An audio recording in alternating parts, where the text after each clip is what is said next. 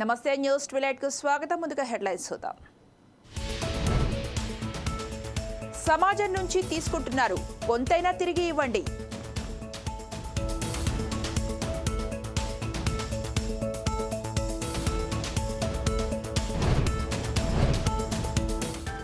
Gandhi hospital వద్ద police over action, media ప్రతినిధులతో దురుసు ప్రవర్తన.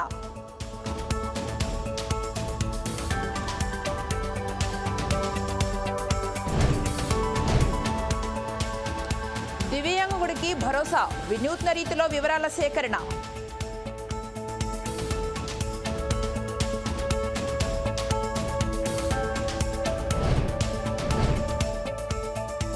లింగ నిర్ధారణ ముఠా అరెస్ట్, పోలీసుల అదుపులో నిందితులు.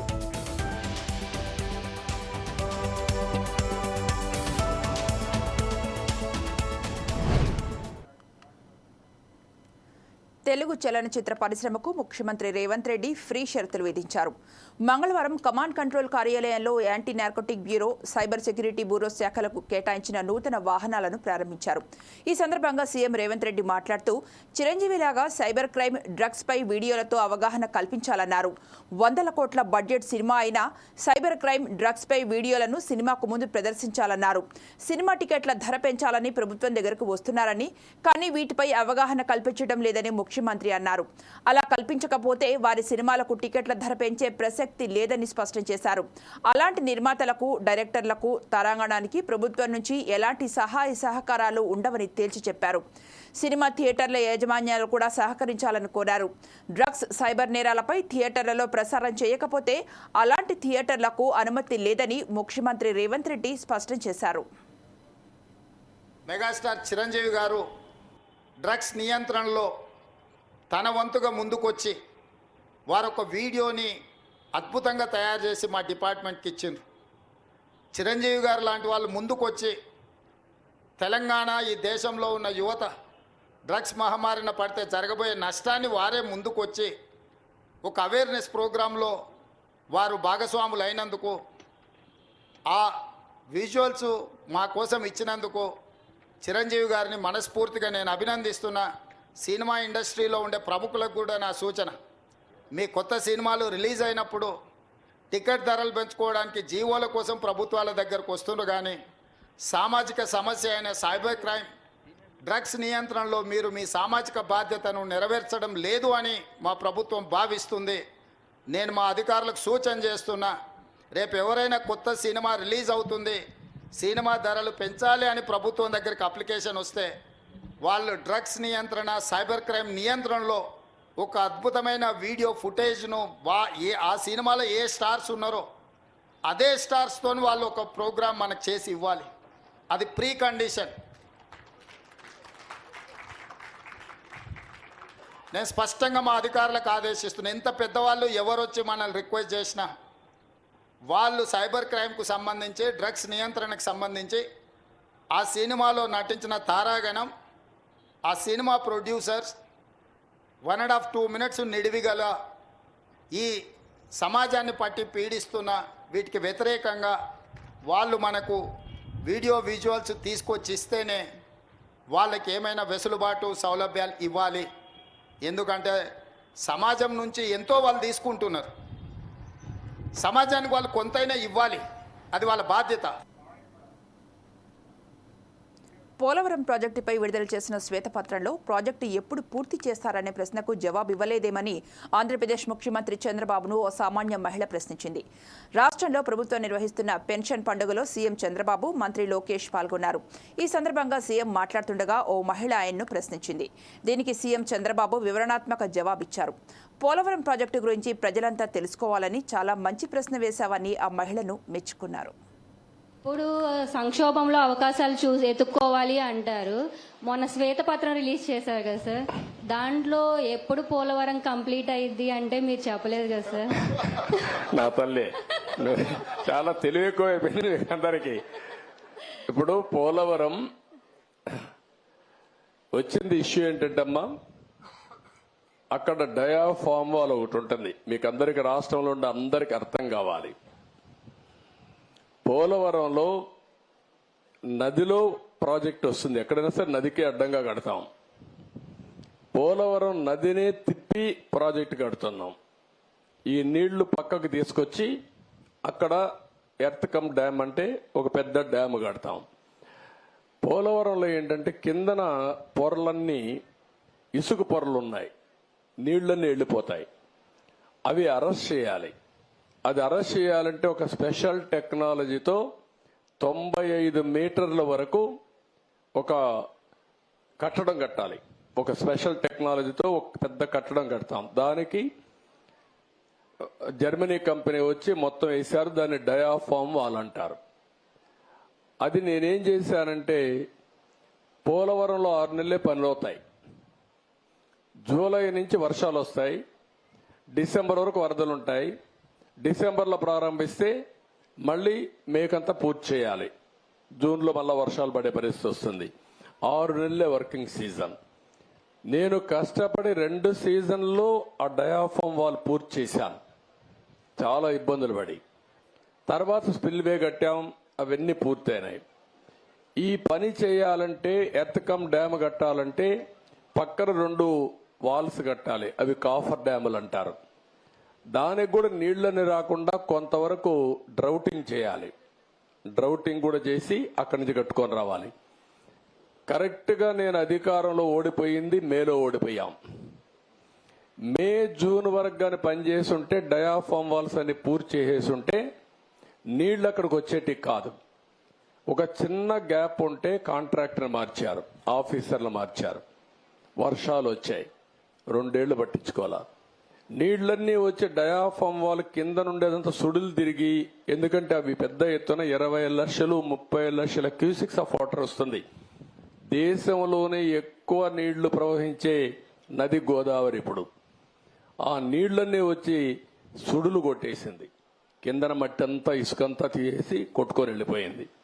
ఆ సుడులతో కాఫర్ డ్యామ్ దెబ్బతినింది, డయాఫామ్ వాల్ దెబ్బతినింది.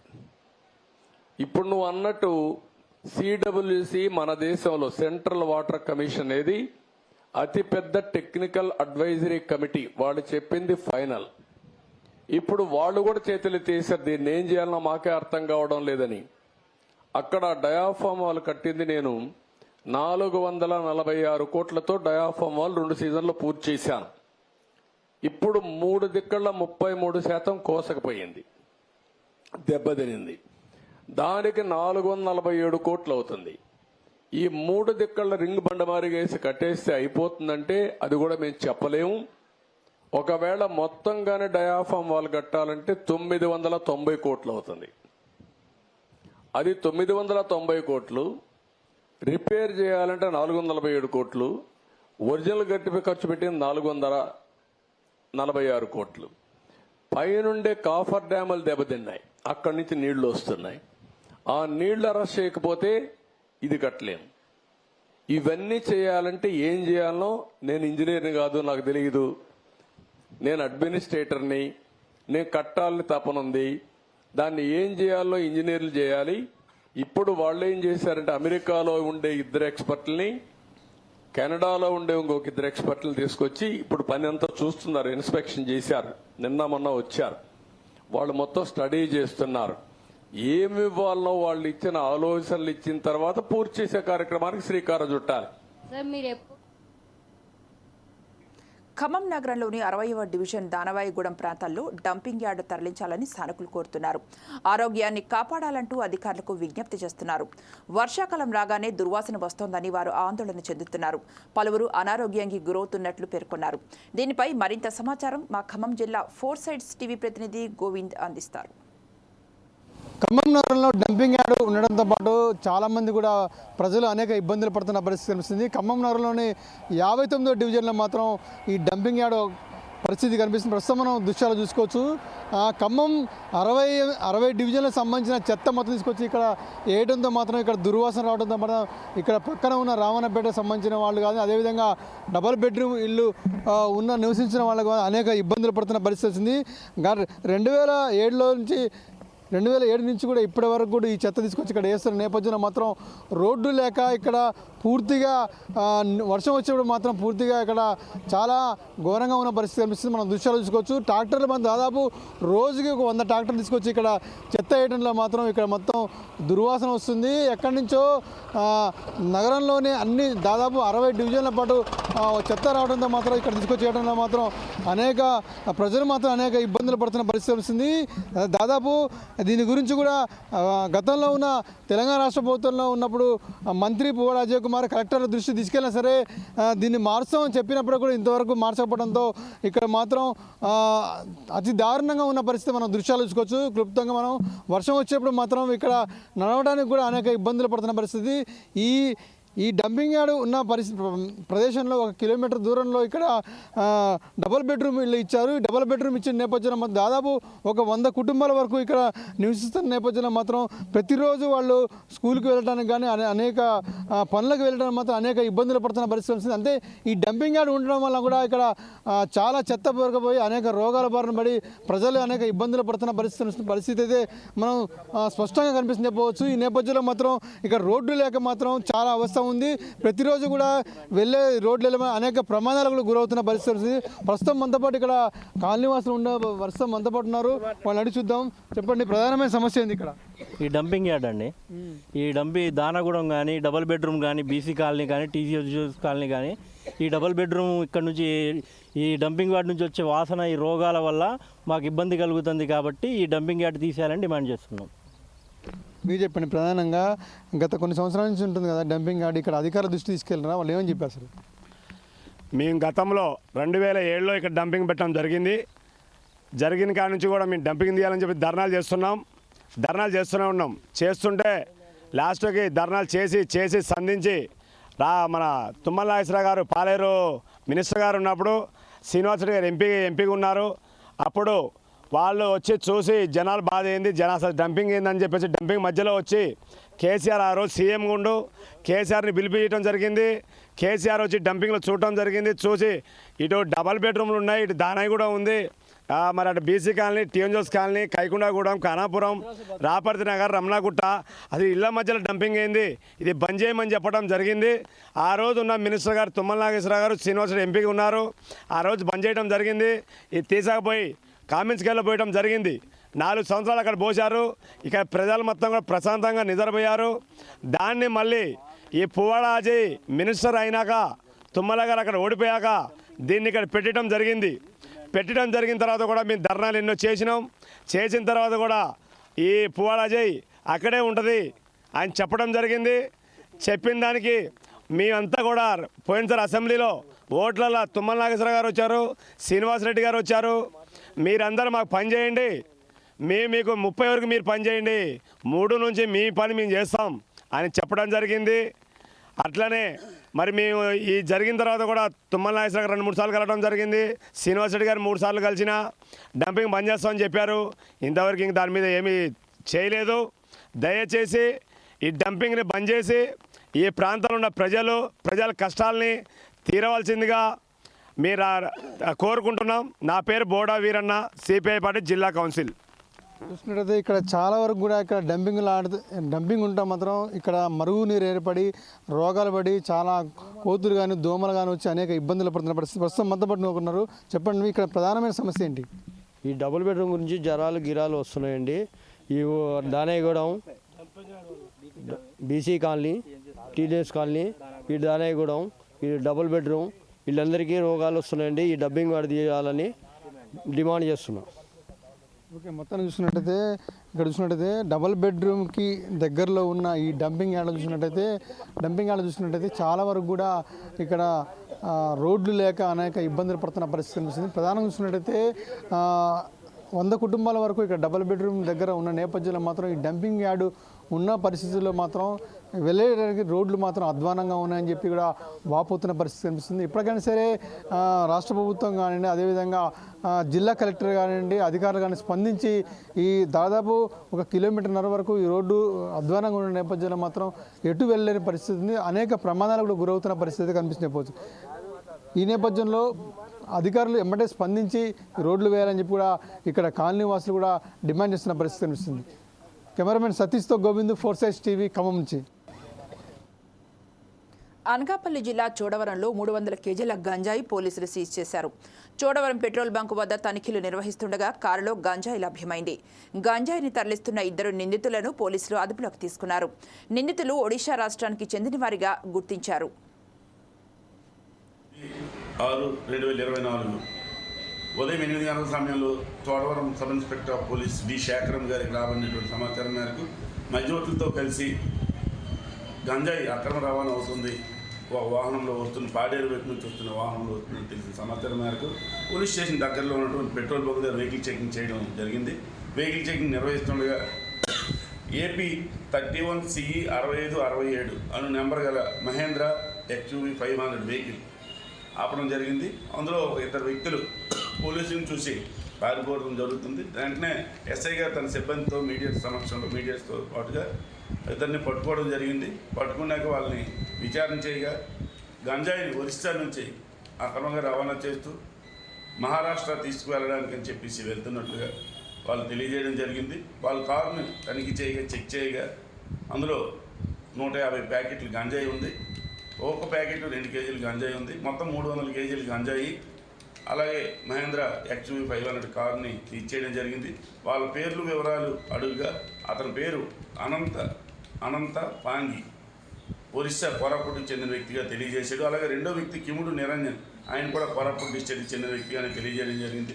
వీళ్ళిద్దరు కూడా మహారాష్ట్రకు చెందినటువంటి దయానంద్ అనే ఒక వ్యక్తికి ఈ వాహనంలో మెటీరియల్ తీసుకెళ్ళి అప్పచెప్పడానికి అని చెప్పేసి ఒరిస్సా నుంచి వస్తూ చోడవరం పోలీస్ స్టేషన్ వద్ద ఉన్నటువంటి పెట్రోల్ బంక్ వద్ద పోలీసులకి దొరికిపోవడం జరిగింది. దీని కాస్ట్ సుమారు 1 కేజీ 5,000 చొప్పున మొత్తం 300 కేజీలకు సంబంధించి 1,50,000 రూపాయలు, 15 లక్షలు. 300 కేజీలు ఇంటూ 5,000 రూపాయలు, మొత్తం 15 లక్షలుగా దీన్ని మేము ఎఫ్ఐఆర్లో రాయడం జరుగుతుంది.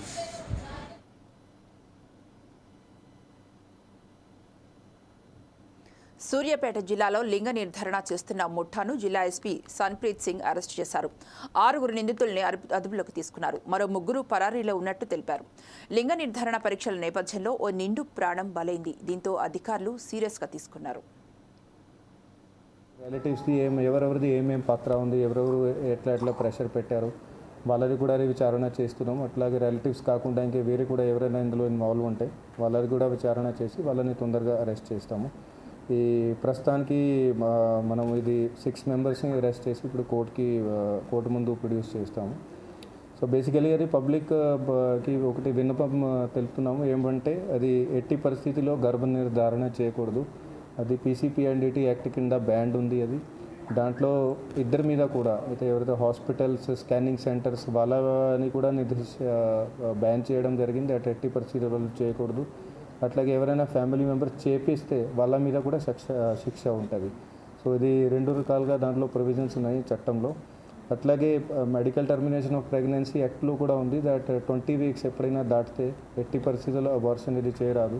మీరు కూడా అది పేపర్లలో మీడియాలో చూసి ఉంటారు. దట్ ఏదైనా అడ్వాన్స్ ప్రెగ్నెన్సీస్ ఉంటే కేసు సుప్రీంకోర్టు దాకా కూడా వెళ్తుంది. అక్కడ సుప్రీంకోర్టు మరి డైరెక్షన్స్ ఇస్తుంది మెడికల్ బోర్డుకి కానీ హాస్పిటల్కి కానీ. ఆమె మొత్తం సిచ్యువేషన్ అనలైజ్ చేసుకొని, ఫర్ ఎగ్జాంపుల్ మన దగ్గర రేప్ విక్టిమ్స్ ఎవరైతే ఉంటారో సిచ్యువేషన్ అనలైజ్ చేసిన తర్వాత అంత అయిన తర్వాతనే అప్పుడు సుప్రీంకోర్టు పర్మిషన్ ఇస్తుంది. సో ఇదంతా సీరియస్ ఉంటుంది. కానీ ఇది ఈ కేసులో చూస్తున్నాము, ఇది హాస్పిటల్స్ రకరకాలుగా చాలా క్యాజువల్గా మరి వచ్చింది 7th మంత్ అడ్వాన్స్ ప్రెగ్నెన్సీలో వచ్చినా కూడా డైరెక్ట్గానే టాబ్లెట్స్ ఇచ్చి అబార్షన్ స్టార్ట్ చేశారు. సో వాళ్ళ అందరి మీద కూడా అది కఠినంగా శిక్ష చేస్తున్నాము. అట్లాగే వాళ్ళకి ఖచ్చితంగా కఠినంగా కక్ష పడేటట్టు అది కూడా ఇన్ష్యూర్ చేస్తాము. ఈ కేసులో మనకి ముఖ్యంగా అది మన ఇక్కడ సూర్యాపేట DSP రవి ఆధ్వర్యంలో చాలా మంచి వర్క్ చేశారు. అట్లాగే మన ఇక్కడ సూర్యాపేట రూరల్ CI సురేందర్ రెడ్డి గారు, అట్లాగే SIs వెంకట్ రెడ్డి అండ్ కనకరత్నం, మరియు ASI Venkanna, then head constables Sudheer, Yadagiri Srinivas, అట్లాగే కానిస్టేబుల్ వెంకటేష్, వీళ్ళందరూ కూడా ఇది కేసులో మంచిగా ఇన్వెస్టిగేషన్ చేశారు.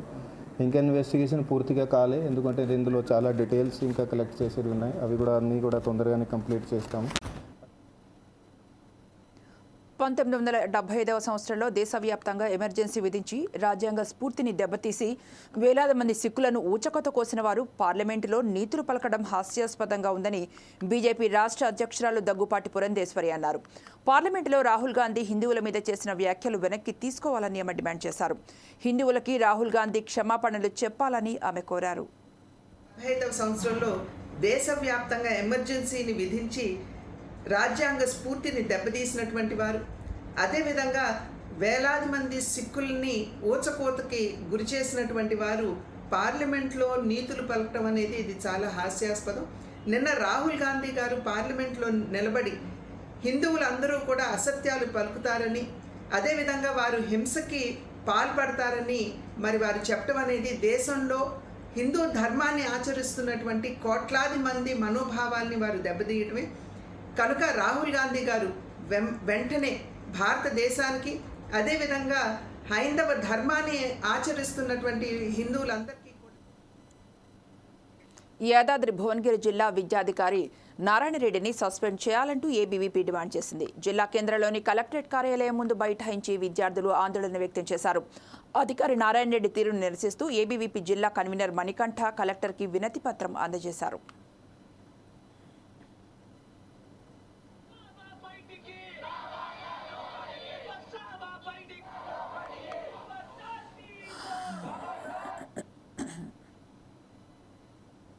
ఏబీవీపీ యాదాద్రి భువనగిరి జిల్లా శాఖ ఆధ్వర్యంలో ఈరోజు విద్యారంగ సమస్యలను పరిష్కరించాలని ఈరోజు డిఈ ఆఫీస్ ముందు ధర్నా నిర్వహించడం జరుగుతూ ఉన్నది. ఈరోజు తెలంగాణ వచ్చి 10 సంవత్సరాలు అవుతున్నా కూడా విద్యార్థుల జీవితాలన్నీ కూడా నిర్వీర్యం అయిపోతూ ఉన్నాయి. తెలంగాణ రాష్ట్రం సాధించుకున్నదే విద్యార్థి జీవితాలు బాగుపరచడం కోసం, కానీ తెలంగాణ రాష్ట్రం సాధించుకున్న తర్వాత కూడా విద్యార్థి దీక్షలన్నీ కూడా ఆశలన్నీ కూడా అడి ఆశలు మారుతూ ఉన్నాయి. ఈరోజు తెలంగాణలో ప్రభుత్వ పాఠశాల మనం చూసుకున్నట్లయితే ఏ ఒక్క పాఠశాలలో మౌలిక వసతులు లేవు. ఏ ఒక్క స్కూల్లో కూడా 100% టీచర్లు లేరు. కొన్ని స్కూళ్ళల్లో ఫ్యాన్లు లేక, లైట్లు లేక, క్లాస్ రూమ్ లో బోర్డులు లేక అనేక మంది విద్యార్థులు చదువుకు దూరం అవుతా ఉన్నారు. కొన్ని స్కూళ్ళల్లో తరగతి గదులు లేక అనేక మంది విద్యార్థులు చదువులకి చెట్ల కింద చదువుతా ఉన్నారు. ఈరోజు డిఓ గారికి మేము అనేక సార్లు రీప్రజెంటేషన్ ఇచ్చినప్పుడు కూడా డిఓ గారు ఒక్కసారి కూడా స్పందించలేదు. దాని కొరకే ఈరోజు మేము డి ఆఫీస్ ను ముట్టడించడం జరిగింది. అదేవిధంగా 7 నెలల కాంగ్రెస్ పాలనలో గ్రామాలను నిర్లక్ష్యం చేశారని మాజీ మంత్రి హరీష్ రావు ఆరోపించారు. చాలా గ్రామాల్లో, పట్టణాల్లో పారిశుధ్య పనులు జరగట్లేదని, దానివల్ల మలేరియా, డెంగ్యూ, వైరల్ ఫీవర్స్తో ప్రజలు బాధపడుతున్నారని ఆయన ఆరోపించారు. భారత ప్రభుత్వం గ్రామ పంచాయతీలకు నిధులు ఇచ్చిందని, దేశానికి ఆదర్శంగా తీర్చిదిద్దిందని గుర్తు చేశారు. స్థానిక సంస్థలకు ఎన్నికలు పెట్టే ఆలోచన ప్రభుత్వానికి లేదన్న ఆయన స్థానిక సంస్థలకు ఎన్నికలు నిర్వహించి నిధులు కేటాయించాలని డిమాండ్ చేశారు. చాలా పంచాయతీల్లో పారిశుధ్య కార్మికులకు జీతాలు ఇవ్వడం లేదని ఆరోపించారు. ఎంపీటీసీలు, జెడ్పీటీసీలకు 7 నెలలుగా బకాయిలు పడ్డ వేతనాలు చెల్లించాలని డిమాండ్ చేస్తూ ఉన్నాం. గతంలో బీఆర్ఎస్ ప్రభుత్వం మున్సిపాలిటీలకు, గ్రామ పంచాయతీలకు ఇచ్చినట్టు నెల నిధులు తక్షణమే ఈ 7 నెలల నిధులను గ్రామ పంచాయతీలకు, మున్సిపాలిటీలకు విడుదల చేయాలని చెప్పి డిమాండ్ చేస్తూ ఉన్నాం. In fact that is the part of budget. మన మార్చి దాకా అయితే మేము ప్రవేశపెట్టిన బడ్జెటే ఉంది కదా. మీరు జనవరి, ఫిబ్రవరి, మార్చి అయితే అన్ని దానాల కన్నా అన్నదానం గొప్పది అన్నారు పెద్దలు. ఆకలి వేసిన వారికి పట్టిడన్నం పెట్టడం ఎంతో పుణ్యం. నిరుపేదల ఆకలిని తీర్చడం తెలుగుదేశం హయాంలో అన్నా క్యాంటీన్లు వెలిశాయి. జగన్ ప్రభుత్వం వీటిని రాజకీయ కోణంతో చూసి మూసివేసింది. ఇటీవల అధికారంలోకి వచ్చిన కూటమి ప్రభుత్వం తిరిగి తెలవాలని సంకల్పించింది. కూటమి భాగస్వామి అయిన జనసేన అధినాయకుడు పవన్ కళ్యాణ్ ఆసక్తికర వ్యాఖ్యలు చేశారు. ఉభయ గోదావరి ఒకప్పుడు అడిగిన వారికి లేదనకుండా పెట్టిన వారు డొక్కా సీతమ్మ గారు. అంతటి ఉత్తములను స్మరించుకోవడం కోసం క్యాంటీన్లతో పాటు కొంతమేర డొక్కా సీతమ్మ గారి క్యాంటీన్లు కూడా ఉంటాయని పవన్ ప్రకటించారు. ఈ నిర్ణయంతో పవన్ని పవర్ అభినందించారు. నేను అన్నా క్యాంటీన్లతో మాట్లాడి ఒకటి అడిగాను, అన్నా గారి క్యాంటీన్లతో పాటు డొక్కా సీతమ్మ గారి క్యాంటీన్లు రావాలి. అన్నా క్యాంటీన్లు ప్రారంభిస్తున్నప్పుడు దాంట్లో కొంత భాగం డొక్కా సీతమ్మ గారి క్యాంటీన్లు కూడా ఉంటాయి. దేనికి పెట్టుకోవాలి డొక్కా సీతమ్మ గారి? ఎందుకంటే అసలు మనకి ఈ రోజున ఒక పూట భోజనం పెట్టడానికి హోటల్లో పెట్టేయచ్చు, కొని పెట్టేయచ్చు. ఆ రోజుల్లో కట్టెలతో వండాలి, వర్షాలు, అలాంటి సమయంలో ఆవిడ కూర్చొని అమ్మ సీతమ్మ ఆకలి అంటే కూర్చోబెట్టి అన్నం వండి పంపించే లంకల దగ్గరికి వెళ్ళి కూడా ఆవిడ చేసేదంటే అలాంటి విలువలున్న మనుషులు మనం గుర్తు తెచ్చుకోకపోతే. పాలకులకు చెందిన ఒక దివ్యాంగుడికి మంత్రి నిమ్మల రామానాయుడు పెన్షన్ కోసం భరోసా ఇచ్చారు. అతడికి 100% వికలాంగత్వం ఉన్నా పెన్షన్ రద్దు కావడంతో మంత్రిని కలిసి ఆవేదన వ్యక్తం చేశారు. అతడిని మోపెడ్పై ఎక్కించుకొని మంత్రి పట్టణంలో కాసేపు చక్కర్లు కొడుతూ వివరాలు తెలుసుకున్నారు. వినూత్న రీతిలో జరిగిన ఈ సంభాషణ పలువురిని ఆకట్టుకుంది.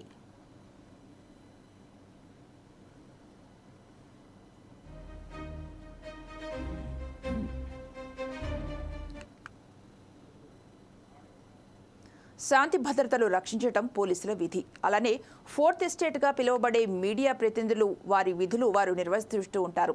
సికింద్రాబాద్ గాంధీ ఆసుపత్రి వద్ద ఉద్రిక్త పరిస్థితులు నెలకొన్న విషయం తెలిసిందే. ఈ నేపథ్యంలో నిరుద్యోగుల సమస్యలను కవర్ చేసేందుకు వెళ్లిన ఓ మీడియా ప్రతినిధిపై పోలీసులు దురుసుగా ప్రవర్తించారు. న్యూస్ కవర్ చేస్తున్న ఓ వీడియో జర్నలిస్ట్ను పోలీసులు బలవంతంగా బయటకు నెట్టి బ్యారికేడ్లు వేశారు. పోలీసుల తీరును అతడు ప్రతిఘటించాడు. పోలీసుల దురుసు ప్రవర్తనతో అక్కడి మీడియా ప్రతినిధులు నిలదీశారు. వీడియో సోషల్ మీడియాలో వైరల్ అయింది.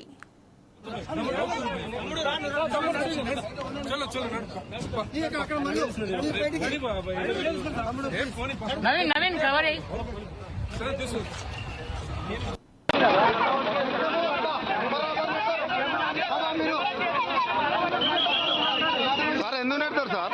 మేము మీడియా వాళ్ళం బొమ్మంటే పోతాం, బొమ్మంటే పోతాము. బొమ్మనే చెప్తున్నా, బరాబర్ నడమని చెప్తున్నా. మేము వెళ్తాము, విధులు తీసుకుంటున్నాం. మీరు విద్యార్థులు ఆపలేరు, మమ్మల్ని అంటారండి. మీరు విద్యార్థులు ఆపుకోండి. వాళ్ళకున్న నల్గొండ జిల్లా హాలియాలో ప్రాథమిక వ్యవసాయ సహకార సంఘం ఆధ్వర్యంలో రైతులతో వ్యవసాయ శాఖ అధికారులు ప్రత్యేక జనరల్ బాడీ సమావేశం నిర్వహించారు. ఈ కార్యక్రమానికి అసిస్టెంట్ రిజిస్ట్రార్ అధికారి మురళితో పాటు చైర్మన్ మధుసూదన్ రెడ్డి, ఏవో సరిత పాల్గొన్నారు. ప్రభుత్వ మేనిఫెస్టో ప్రకారం రైతులకు ఉపయోగపడే సబ్సిడీ, ఎరువులు, విత్తనాలతో పాటు రైతు బంధు అందించాలని మురళి ప్రభుత్వాన్ని కోరారు. రైతులందరి అభిప్రాయాలను తీసుకుని సీఎం దృష్టికి తీసుకువెళ్తామన్నారు. ప్రత్యేక జనరల్ బాడీ సమావేశం నిర్వహించనుంది. ఈ రైతు బంధు గురించి రైతులను వారి యొక్క అభిప్రాయాలను కోరటం జరిగింది. రైతులందరూ తమ యొక్క అభిప్రాయాలను తెలియజేసినారు. వారు కొంతమంది రైతులు వారు ఇర్రెస్పెక్టివ్ ఆఫ్ ల్యాండ్ ప్రకారంగా ఏ రైతుకైనా కూడా రైతు బంధు సాయం చేయాలని కోరినరు. మరియు ఈ రైతు బంధు కాకుండా కూడా వాళ్లకు ఎరువులు, విత్తనాలు అట్లాంటి వాటికి కూడా సబ్సిడీ ఇచ్చినట్లయితే బాగుంటుందని తెలియజేసినారు. మరియు ఏ రైతు అయినా సరే కరెక్ట్గా వాళ్ళు సాగు చేసే రైతులకే రైతు బంధు ఇవ్వాలని కోరినారు. మరియు వాళ్ళు ఇంకా ఇదివరకు జరిగినటువంటి పొరపాట్లు జరగకుండా ఉండటానికి సరి అయిన రైతుకు మరియు కౌలు రైతులకు కూడా వర్తించాలి ఈ రైతు బంధు అనేది కూడా కోరినరు. కాబట్టి ఈ సమావేశంలో వాళ్ళు కోరిన రైతులు వాళ్ళ యొక్క సూచనలు, సలహాలు మేము రికార్డ్ చేసి రాష్ట్రంలో పేద ప్రజల సంక్షేమమే ధ్యేయంగా ప్రభుత్వం పనిచేస్తుందని రాష్ట్ర దేవాదాయ శాఖ మంత్రి ఆనం రామనారాయణ రెడ్డి అన్నారు. నియోజకవర్గం పరిధిలోని మర్రిపాడు మండలంలో మంత్రి పెన్షన్లు పంపిణీ చేశారు. ఈ సందర్భంగా ఆయన మాట్లాడుతూ రాష్ట్రంలో పేద ప్రజలకు సామాజిక భద్రత కల్పించడానికి ప్రభుత్వం అత్యంత ప్రతిష్టాత్మకంగా పింఛన్ల పంపిణీకి నిర్ణయం తీసుకోవడం జరిగిందన్నారు. రాష్ట్రంలో 65 లక్షల మందికి పెన్షన్లు పంపిణీ చేయడానికి ప్రభుత్వం చర్యలు తీసుకుందన్నారు. పొద్దున 6 గంటలకు మొదలైన పెన్షన్లు పంపిణీ ప్రతి గ్రామంలో, ప్రతి సచివాలయంలో ఇప్పటి వరకు పంపిణీ చేశారు. నెల్లూరు జిల్లాలో 97% పెన్షన్లు పూర్తిగా పంపిణీ చేశారు లబ్ధిదారులకి. ఈ ప్రభుత్వ అధికారులే నిర్మాణం చేస్తున్నారు. కాబట్టి ప్రభుత్వ అధికారులు పని చేయరు అని ఏదైతే వాదన చేశారో గత ప్రభుత్వంలో పెద్దలు వాళ్ళకి చేసి చూపించాము అని చెప్పి ఇవాళ 97% అంటే 3,13,000 పెన్షన్లు మన జిల్లాలో ఉంటే 3 లక్షల పెన్షన్లు పూర్తి చేశాం. ఇక 13,000 ఉన్నాయి. అవి కూడా ఇదిగో అక్కడ ఇక్కడ నాగోటు వాళ్ళ కోసం ఆపినారే. నేను మిగతా నియోజకవర్గాల్లో పంపిణీ చేస్తూ ఉన్నారు అధికారులు. గతంలో మీరందరికీ తెలుసు ఎవరు పంపిణీ చేస్తారు అని అంటే తుంగతుర్తి ఎమ్మెల్యే మందుల సామెల్కు నిరసన సెగ తగిలింది. సూర్యాపేట జిల్లా అర్వపల్లి పర్యటనకు వస్తున్న ఎమ్మెల్యే సామెలను సొంత పార్టీ కార్యకర్తలే అడ్డుకున్నారు. కాంగ్రెస్ పార్టీ జెండా మోసిన కార్యకర్తలకు ప్రాధాన్యం ఇవ్వకుండా బీఆర్ఎస్ నుంచి వలస వచ్చిన వారిని పార్టీలో చేర్పించుకుంటున్నారని సామెల్ వైఖరిపై అసంతృప్తిని వ్యక్తం చేశారు. దీంతో ఎమ్మెల్యే కాన్వాయ్ని వెనక్కి తీసుకుని వెళ్లిపోయారు.